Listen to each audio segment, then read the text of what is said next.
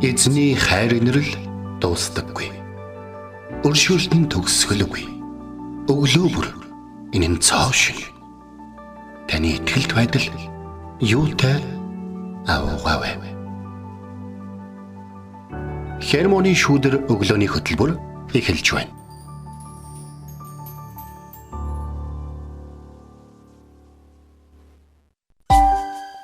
Өглөөний мэнд. Өглөөний мэнд өргөе. Итгэл радиогийн эфирээс Хермоны шүүдэр өглөөний хөтөлбөр эхлэхэд бэлэн болсон байна. Эфирт пастор Сайна болон хөтлөгч Оми нар ажиллаж байна. Сонсогчдоо сайхан амарсан уу? Танд өглөөний мэндийг хүргэе. За, наар маш сайхан мандчихээн. Тэгээд өнөө өглөө надад хамгийн түрүүнд бодогдсон зүйл бол ер нь нэг юм намайг юм аялал уруу татах хүнтэй танилцсан гэж их бодлоо. За. Тэгээд ажил дээрээ үржигээд ажлагчийн лавлах гэдэг номын сунтай байдгийг санаа гаргаж үзлээ. Тэгсэн чинь тэнд ингээд аялал сайхан ийм тийм гэдэг зүйлээс илүү аялахдаа энийг анхаараарай гэдэг зөвлөмжүүд их байгаа харахтаа яг ингээд бидний одоо энэ өглөөний эзнийг эрен хайхтай эзний үгээс олзох энэ өглөөний хөтөлбөр хийж байгаа утга учираас дахин санагдлаа. Өнөөдөр яагаад өглөө хийж байгаа вэ гэвэл мэдээж өнөөдрийг бид алдмаар байгаа учраас. Өнөөдрийг өчигдөр онцгой байсан бол өнөөдрийг өөр эзний үгтэй өөр байлгамаар байгаа учраас үнийг өглөө эрт хийдэг. Тэгээд эзний үгэн дээр биднийг ерөөхийг хүсэн ерөөлөд асар их байгаа бол тэр ерөөлийг алдаж магадгүй бидний амьдралд аль хэдийнэ олон талаар суусан орчин болсон зүйлүүдийн талаар эзэн их бичсэн байдгийг бас тэр аялын намыг харж байхдаа бас бодлоо л да. Тэгээд таамаадгүй ямар ч энд бичигдсэнээр байгалийн бартаатай тий аглаг бүглөө ч юм уу эсвэл хитрхи их ийдтэй өөрийнхоороо байж чаддгүй та ямар ч нөхцөлд бай. Эзний үг таны хөлдөх дэнлүү гэдгийг та ядаж мартаж болохгүй шүү. Эзний үгийн дотор та ямар ч газар одоо ч нөгөө сүлжиж тий шумбуч одоо эсвэл нисэж амьдрах боломжтой шүү гэдэг үгээр энэ өглөөг бол эхлэмээр байна гэж. Тэглэв ах уу. Тэгээд одоо уран дулаан цаг ирээд хүмүүсийн аялал хийдэг тэр үеийг нөгөө улирал нь эхэлчихсэн байна. Тэгээд хүн болгоо одоо нөгөө амралтаа аваад гэдэг шиг гадуур зугаалах гэр бүлийнхнийгаа аваад хөдөө явах гэдэг ч юм уу маш олон тэр зүйлсүүдийг төлөвлөж байгаах. Тэгээд тэдгээр зүйлсүүддээ ч ихсэн одоо ямар ч нөхцөл байдалд эзнийг ирэн хайх, эзний үгтэй хамт байхаа зич бүү мартаарай гэдгийг бас санаалъя. Тэгээ би бас өөрөө аялахаа амар дуртай хүн, ер нь маш дуртай. Тэгээ байгальд ялангуяа гарах маш дуртай. Тэгээд нэг хүмүүсийн бурхантай харилцах тэр харилцаанууд нь янз янзаар одоо илүү гүнзгийж идэг. Миний хувьд байгальд гарахаараа илүү бурхныг биширдэг. Бурхны бүтээлүүдийг харахтаа тэр байгалийн чимээг сонсохдоо харахтаа маш их биширж гайхаж бурханд талархдаг. Тэгээ эдгээр зүйлсүүд ч гэсэн бидний амьдралд чухал байдаг. Бид нар нөгөө цаанаасаа бид нараас өөрсдөө байгалийн амьтаа учраас байгальд гарах нь бас маш сайхан бөгөөд бурхандаа бас илүү ойртолдог гэж би боддог. Ийм болохоор бас тэр гоё цагуудыг хүмүүс маань бас төлөвлөж байгаа хаа гэж бодож байна. За тэгээд өнөөдөр бид нарт эзний маш их эрхэм чухал үгийн талаар бас суралцах болно. Тэгээд та бүхэн эзний үгтэй хамтаагаарай. За бас магтаалын цагаар дамжуулан та бүхэн өөрсдийнхөө зүрх сэтгэлийг бэлдээрэй гэж. Амен. Тэгээд хамтдаа үгийн цаг руу орохоос өмнө магтцгаая. Та тэгээд эзний өмнө ирээд түүнд магтаалыг өргөөрэй.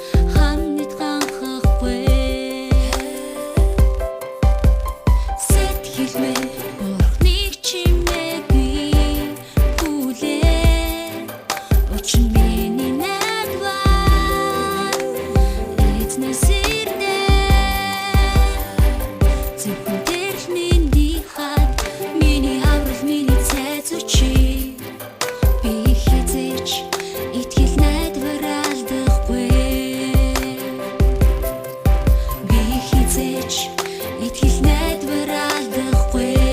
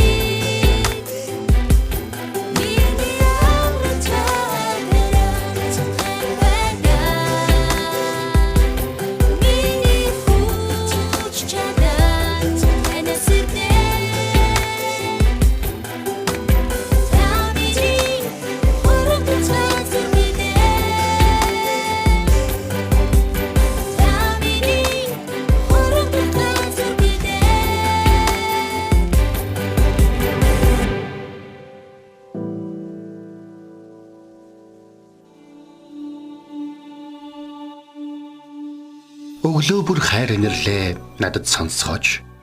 Танд л би итгэдэг үлээ. Явах замыг минь надад зааж өгөөч. Танд л би сэтгэлээ өргөн байна. Дуулал 143-ийн 8.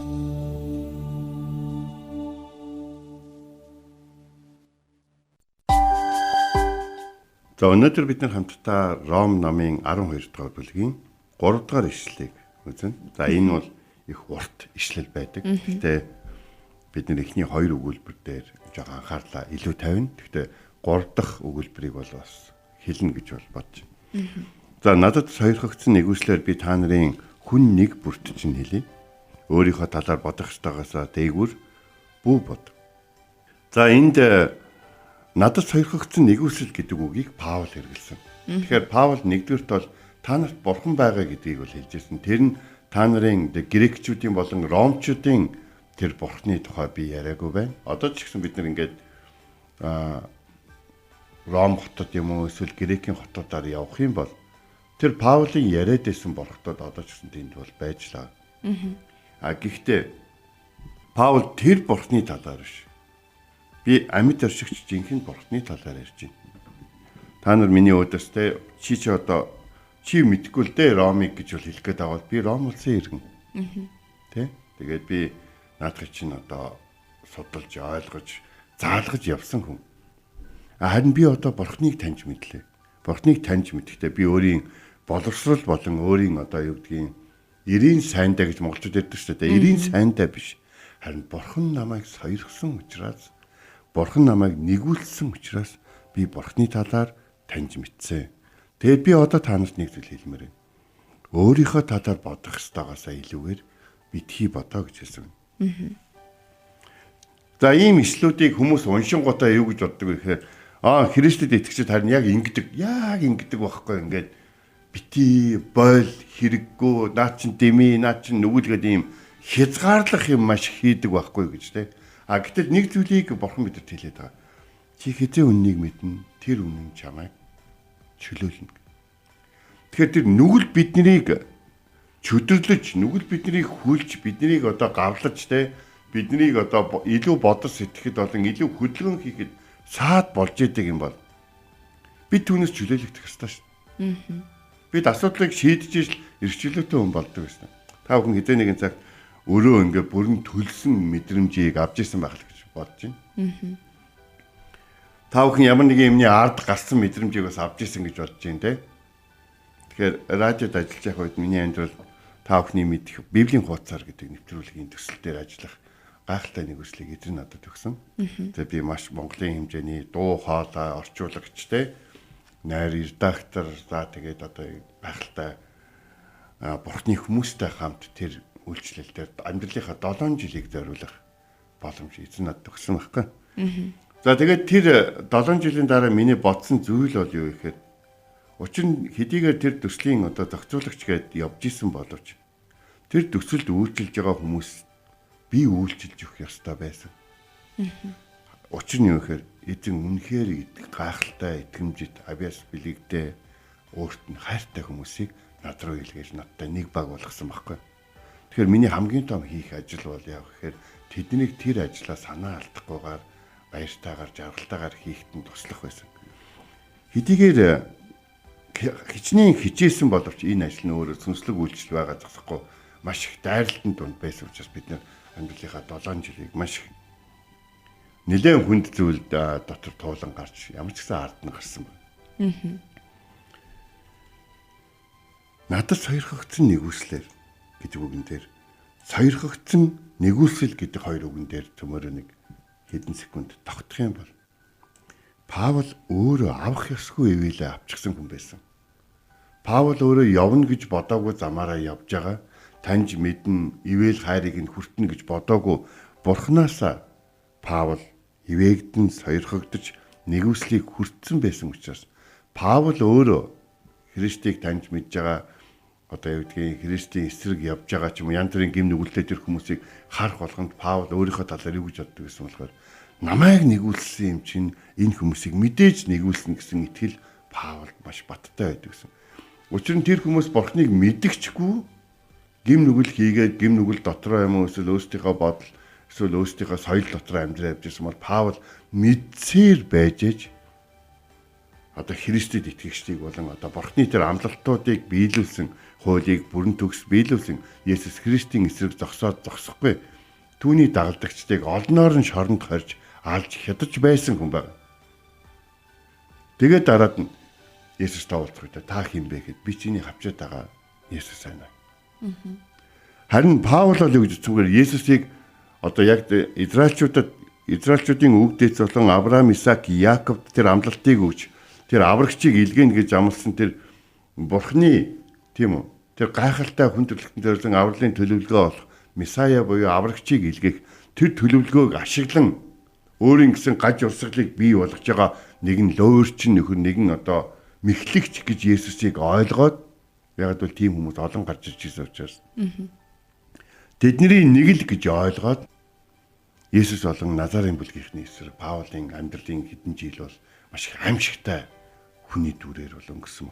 Харин тэр эзний нэгүслийг хүртэж итгэснийхаа дараа тэр хүмүүстэй очиж ярихдаа юу гэж ирдэг гэсэн мэхээр бурхан намайг илгээлээ. Эзний үг надтай хамт байна. Амаа нэхэд эзэн надад амжилт ярьж ийн гэж томрохгүйгээр харин юу гэж хэлдэг гэсэн мэхээр надад сойрхогдсон нэгүслээр би та нарын хүн нэг болгонд чинь хэлье гэж хэлсэн. Би ингээд надтай хамтрах ч юм уу эсвэл ирээдүйд ингээд надтай хамт энэ ажлыг хийх юм уу эсвэл ойлгох чадвартай, боловсралтай, суйртай гэдэг ч юм уу те юу сонсож байгаагаа мэддэг тэр хүмүүст нь л хэлээд байгаа юм биш. Би хүн болгоно бүх хүн энэ үгийг хэлж байна. Энэ үгийг хэлж байгаа би өөрөө сойрхогдсон нэгүслийг буюу авах ёсгүй байсан ивэлээ авсан хүн шүү. Тэгэхээр өөрийнхөө талаар бодох ёстойгоосоо дээгүүр илүүгээр битгий бод гэдэг үгийг Паул хэлгээс өмнө сойрхлын тухай ярьсан шалтгаан нь юу гэхээр Бурхан өөрөө биднэрт юм өгдөг. Бурхан өөрөө биднэрт ухаан өгдөг. Бурхан өөрөө үе таалгуудыг нээж биднийг өрөөдөг. Бурхан өөрөө биднийг итгэмжид гэд тооцоод энэ өвчлөл дээр тавьдаг. Бурхан өөрөө өөрөө мэдээд биднийг сул дараа гэдгийг мэдсээр ижиж юмуудыг хариуцуулаад тэр хариуцсан юмудаараа дараад нь одоо гэдгийг хин нэг лөө дамжуулах юм хин нэг биднээр дамжуулан ерөөхийг хүсдэг. Бидний ерөөлийн сувг болгохыг хүсдэг гэж. Амен. Нэг удаа галт төмөр гарах үед Японд хүмүүс нэг юм игэн зогсож байгаа нэг юм ховын дамжуулдаг шүү дээ тийм. Ховын дамжуулсан байна. Тэгээ ховын дамжуулаад ингэж нэг хэсэг дээр нэг хүн дутаад байсан. Тэгтэл тасхны нэг эмэгтэй үүдэлсэн мэхээр тэрийг дуудаа гэсэн. Тэгсэн чинь тэр хүмүүс тэрийг хідэж дуудахгүй. Тэр хүний оролцоо хэрэггүй. Ягаад гэвэл тэр хүн өөрөө их өөдгөө хүн байсан. Тэгтээ тэр хүн их ойрхон хоёрхан байшин гэж илүү цаана амьдарч ирсэн байна. Тэгтэл хүүхэд гүйлсэн. Гүүж хаалган тагсан чинь нөгөөд чинь хүмүүс өөртөө муухай харьцаар агаад өөрөө ч гэсэн муухай харьцдаг. Муухай харьцахаас өөр аргагүй, хүмүүст би хэрэггүй, хүмүүс намайг өөртөө хэрэггүй гэж боддог гэдэг ингээ бүр ойлгоцсон, мэдэрсэн, дүрдээ орцсон те бүр тийм байхаар шийдсэн байдсан чинь хүүхэд гүүж хурж ирээд ойлаад ахаа тусламж хэрэгтэй байна. Манай гэрээд гарсан төмрийг унтрааж өгөөч. Би ганцаараа чадахгүй гэсэн чинь олон хүн байгаа. Тэгтээ та хэрэгтэй байна. Олон хүн хэрэгтэй байгаа бол надаар яах гэдэг юм. Үгүй та хэрэгтэй байна. Тэг гүүгээд атсан чинь тэр хүүхэд ч гэсэн игнэгээ орхиж явсан учраас ус дамжуулалт зогссон байсан байхгүй. Ер нь бол хэцүү болсон юм. Тэгээд тэр хүн тэр төмрийг унтраахад хамгийн их оролцсон хүн болсон. Учир нь яагаад гэвэл хүн болгон түүнлөө муухай хардаг байхад тэр хүүхэд тэр хүн л төмрийг унтрааж их цорын ганц хүний юм шиг ганц найдвар нь юм шиг харж бүр ойлж тусламж гойсон байхгүй. Тэгээд тэр хүн дараад нь тосхныхаа хамгийн одоо найрсаг мундаг одоо тосхондоо хүмүүсийг их баярлуулдаг дэлгүүрийн хийсэн болсон байгаа. Тэргээд тэр хүн дараад нь тэр амьдралынхаа түүхийн талаар юу гэж ярьсан байдгүй гэхээр те би тэр хүүхдээр дамжуулан уучлалыг амьдрал яг хаана байх ёстой хүмүүс намайг яг хаана байгаасаа гэж хүсдэг юм. Бүр миний яг зогсох ёстой газар би ямар дүр төрхтэйгээр зогсох ёстой. Би муухай хараад хүмүүс рүү ховингийн шидээ дараад нь устаа ховингийн цалгуулж ингэж өгөөд биш те. Яг л тэр хүмүүсийн химнэл дотор тэр хүмүүсийн нэг хэсэг болж тэр хүмүүсийн надад итгэсэн тэр дамжуулалтай яг ингээд намайг байгаа гэж одоо дамжуулж байгаа тэр дамжуулалтан дээр яг дамжуулж өгч байх нь чухал юм байна гэдэг би ойлгосон. Би тэгээд дэлгүүрээ нэг ховингийн юу ч үлээ нэг нэрлсэн гэдэг ингээд тэр хүний яриг би ингээд сонс. Өөрийнхөө талаар бодох ёстойгоос дээгүр илүүгээр битгий бодоо гэж хэлсэн. Паул бол өндөө бол Ромын иргэн байсан. Харин одоо бол Тэнгэрийн хаанчлалын иргэн болсон байна. Тэгээ Паул бол нэг зүйлийг илүүгээр өөрийнхөө талаар илүүгээр битгий бодоо гэдэг. Бид нар нийгэмдэр заримдаа челленж өөртөө өгдөг. Челленж өөрсдийгөө ингээд шахдаг. Юу гэж шахдаг вэ? Чи бусдын чадж байгаа юм чи чадна гэж тийм. Бусдын мөрөөдж байгаа юм чи мөрөөдөж, бусдын хийж байгаа юм хийж чадна. За бас яг тийм биш байдаг шүү. Энийг дасгалжуулагч хүн, энийг коуч одоо юу гэдгийг те зөвлөгч хүн, энийг жанжин хүн, энийг ямар нэгэн хэмжээгээр олон хүнийг одоо юу гэдгийг зохион байгуулалтанд оруулж олон хүнийг хэрэглэж чаддаг хүмүүс бүх зүйлийг чаддгүй гэдгийг маш сайн мэдчихэдэг. Харин ганцаараа явдаг бусдаас хамааралгүй явдаг хүмүүс л би чадахгүй бол хинч чадахгүй гэж өөрийгөө шахаж заримдаа өөрөө чадаад байх шаардлага байхгүй чадах гэж оролдох шаардлагагүй зүйлд цагаа зориулаад өөрийнхөө чадах байсан өөрийнхөө амжилт олох байсан амьдралын он жилүүдийг үрэх тохиолдол бол гардаг. Ер нь бол би чадна. Би хүсвэл чадна гэж ярих нь бол эзэнд итгэгч хүний ярьдаг зүйл биш. Яков ном дээр энэ талаар хэлэхдээ та нар би хүсвэл энэ 1 жил яваад 8 хийгээд ингэн тэгнэ гэж яриха болоо. Эзэн хүсвэл гэж ярьж амьдарч сураарай гэж хэлсэн. Тэгвэл өөрийнхөө талаар бодох ёстойгоосаа илүүгээр бүү бод гэж хэлсэн. Тэгж хэлэн гутал яг энэ номлолыг Солонгос намайг сонсож явах үед нэг пастор юу гэж хэлсэн мэхээр эхлээ цалин дотроо бодоод үз. Цалин чинь дутаад байгаа учраас хэцүү байгаад байгаа мó эсвэл зарцуулалтан дээр буруу байгаа учраас хэцүү байгаад байгаа мó тэ илүү цалинтай ажил хайж явах хэрэгтэй байгаа мó эсвэл хоримтолж хэрэгтэй байгаа юм гэдэг мэрэгэн ухаанаар та нар бодож үзье. Яг үнэндээ өөрийнхөө талаар бодох ёстойгоосаа дээгүүр зүйлүүдийг битгий бод. Харин эзэн хангалттай гэсэн зүйлд талархах сэтгэл байх юм бол эзэн нэмж өгөх болно. Талархдаггүй хүнд байгаа зүйлдээ талархдаггүй байгаа зүйлээ ашиглаж чаддаггүй хүнд яагаад нэмж өгч газар асгуулж үр ашиггүй болгож хог болгож хүнд ч хэрэг болоогүй байхдаа хаягддаг зүйл болох ёстой гэлээ гэж бод. Энд хүн нэг бүрт гэдэг үгийг хэдэн секунд яриад өндөрлөө. Хүн нэг бүрт танд одоо яг тийм те таны энэ үгийг хизээч сонсохгүй гэж боддог тэр хүн нэг бүрт Паул ерөөсөө энэ үгийг сонсож байгаа хүмүүсийг алагчлаагүй, ялгаж үзээгүй. Хүн нэг бүрт нь хэлсэн. Тэгээд энэ үгийг ямар хэмжээ юу гэж хэлсэн бэ гэхээр Бурхны хүн бүрт оногдуулсан итгэлийн хэмжээний дагуу эрүүл ухаанаар бодоорой гэж. Итгэлийн хэмжээнд эрүүл ухаан гэж бас байдгийн шүү. Бурхан намайг эдгэхгүй бол бурхан биш гэж хэлэх юм бол бурхан яагаад чиний басааг нөгөө гаргах ёстой вэ гэдэг зүйлийг бага шүү.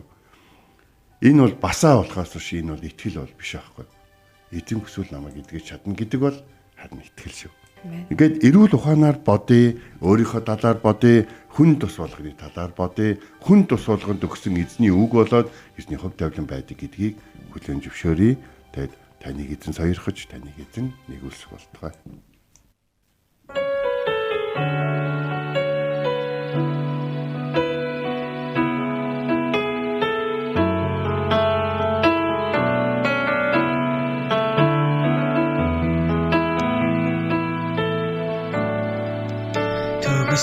Хөчит миний бурхан эзэн огт хийж чадахгүй зүйлгээж нэг ч үгүй бидний бүхэл бодлыг минь бидний бүхэл хүслийг минь бидний бүхэл мөрөөдөл бүх надвар минь шудраг миний бурхан эзэн бидний бүхэл бодлыг минь та өөрчилж чадна огт бүтэхгүй зүйлийг үйлдэн өгсөн нэг амьдруулагч эзэн тантай зүйлийг хянч үгүй эзний үгэнд итгэж найдан гүн газар руу тоороо шидэн өнөөдөр түүний гайхамшигтай ажлыг хараарай эзний үгэнд итгэж найдан итгэлтэйгээр тоороо шидвэн итгэж нэгэнд чадахгүй зүйл үгүй шудраг миний бурхан эзэн бидний бүхэл бодлыг минь та өөрчилж чадна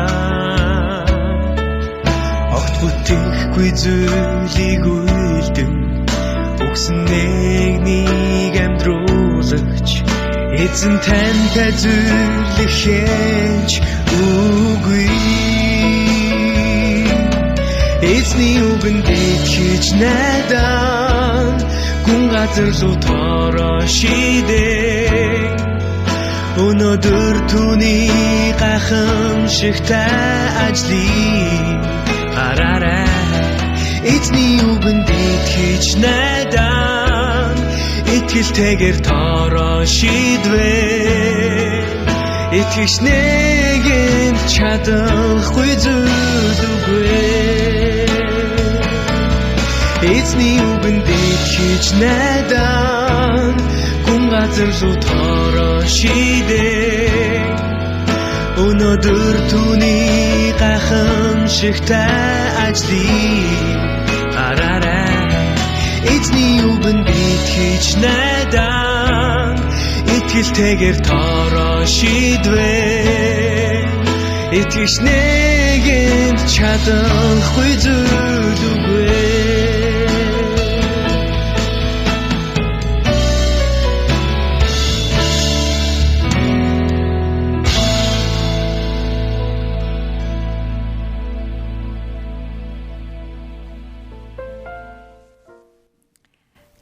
энэ өглөө хамтдаа Ром 12-ын 3. Ийм ахтуунараа сойрхогдсон нэгүслэр би та нарын хүн нэг бүрд чинь хэлье. Өөрийнхөө талаар бодох ёстойгоосоо илүүгээр бөө бод гэсэн ишлэлийн дагуу бид хамтдаа суралцлаа. Тэгээ үнэхээр бүхэл одоо зүйлс дээр бид нэр эзэн дээр суйрлагдах юм бол тэр нь өөрөө зөв бөгөөд ирүүл байх болно гэдгийг дахин сануулж, эзэн хүсвэл, эзэн зөвшөөрвөл одоо бидний тэр бодож хүсэж мөрөөдөж байгаа гэдэг ч юм уу тэдгээр зүйлсүүд бол биелэх боломжтой. Тэгээ яг одоо бидний байгаад тэр зүйлсүүд ч гэсэн эзэн зөвшөөрсөн учраас бид нэр байгаа. Тийм болохоор бас эзэн дээр түшиглээрэ гэдэг зүйлийг бас илүү ойлгож авлаа. Тэгээд бодох ёстойгоосоо илүүгээрч бас дутуугаарч бод харин эзэн таныг юу гэж хардаг вэ? Эзэн танд юуг зөвшөөрж байна вэ гэдгийг бид бас тунгааж бодох хэрэгтэй гэдгийг ойлголоо. Тэгэхээр бид бол ингээ монголчууд шүү дээ тий. Монголчууд тэгээд ер нь бол ингээд бидний түүхэнд бас юм өөрийнхөө талаар хэтрүүлэн боддгоо дараа. Тэгтээ агуу гэдгийг хүн болгон мэддэг олон хүмүүс бол байсан байна. Жишээ нэг түүх одоо Чингис хааны үед болж исэн байна. Нэг удаа Чингис хаан нэг ноёноо дуудаад тэр нь бол тэр ноён бүр түмэн иргэдтэй. Асар хүчрэх хүн байхгүй. За. Дуудаад юу гэж хэлсэнгээр ямар сойрхол авах вэ гэж бол хэлсэн баг. Тэгсэн чинь тэр ноёны хэлсэн үг өнөөдөр хүн болгонд их чухал. Ялангуяа өнөөдрийн номлыг би өчигдөр бэлдэж байгаа тэр ноёны талаар бодож исэн. Сойрхлыг өөрөө сонгодог юм аа. Сойрхлыг өөрөө сонгох юм бол ах トゥ усын тунд хагарал бий болно гэж хэлсэн байна. Сойрхол гэдэг бол дэлгүүрийн лангуун дээр юм уу өнөөдөр хүртэл хийсэн зүйлээ тэ би энийг авах хэрэгтэй, тэрийг авах хэрэгтэй биш тэ. Энийг авна гэж бодоогүй. Тэ энийг өгнө гэж бодоогүй зүйлүүдийг авахыг сойрхол. Тэ за ийм зүйл дээр намайг уучлах хэрэггүй гэж өөрийгөө ч уучлахгүй байхад хүмүүс вэ чамайг уучлж байна. Чи илүү сайн байж чадна гэж уучлж нэгүслийг авах. Энэ ойлголтын тухай. Тэгэхээр бид нэг зүйлийг маш сайн ойлгож явах хэрэгтэй. Сойрхол, нэгүсэл гэдэг энэ хоёр үг албатай юм шиг ажилтдаг хүмүүст бол бодлиж байхгүй үгүй ч юу. Хүчээр авсан сойрхол, тэ? Барьцаж авсан нэгүсэл гэж бол байдгүй юм. Нэгүсэл гэдэг үг энэ үгүүд дээр барьцах, хүчээр авах, тэ? Одоо ястаа мастаа гэдэг үгүүдтэй нэг дор байдгүй юм аа. Тэгэхээр энэ бол Бурхны зүгээс байдаг зүйл шүү гэдгийг бас бодож өөрийнхөө үн цэнийг хүмүүсийн үнэлэмж болон хүмүүсийн үнгүүдүүлсэн зүйлүүд дотор битгий сул хаяарай гэдгийг бол бид аавтаас итгэгч хүнийхээ хувьд бас ятгахж хэлмээр байна. За ингээд хамт залбирая гэж бодож байна. Өнөөдөр ч янзтай гоё нар мандж штэ тий. Нар жаргахад бид нэр өнөөдрийг өгсөн баярлалаа. Алтан ман нар мандгаас жаргах хүртэл гэж. Амен. Тийм өдөр байхыг хүсэж байна. Хамт залбирая. Орчлын ертөнцийг бүтээсэн өнөөдрийг бидэнд өгч байгаа их эзэмд баярлалаа. Өнөөдрийг үтээгөө олон хүмүүсийн өмнөөс бид амьдрахгүй. Харин өнөөдрийг бидэнд өгсөн, бидний хүн болгонд өгсөн эзэн таны доор, таны хүч дотор, таны ухаан дотор амьдрахыг хүсэж байна. Өчигдөр бидний ухаан дутсан зүйлүүдээр ухаан сэлбэж өгөөч. Өчигдөр бидний хүч чад дутсан зүйлүүдээр та хүч өчигдөр бидний гар дутсан юм уу эсвэл хин нэгэн дутсан тийм бол та хин нэгнийг илгээж өгөөч.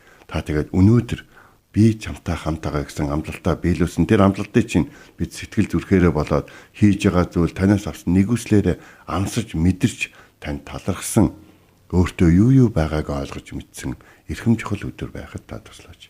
Энэ бүхний хүсэмжлэн Есүс Христийн нэрээр залбирan гуйлаа.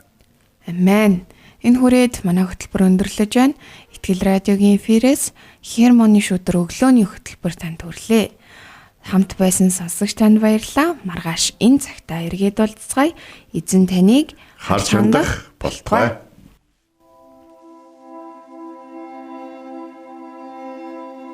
Эзэн зүрхийг чинь Бурхны хайр ба Христийн төвчөрт чиглүүлэх болтугай.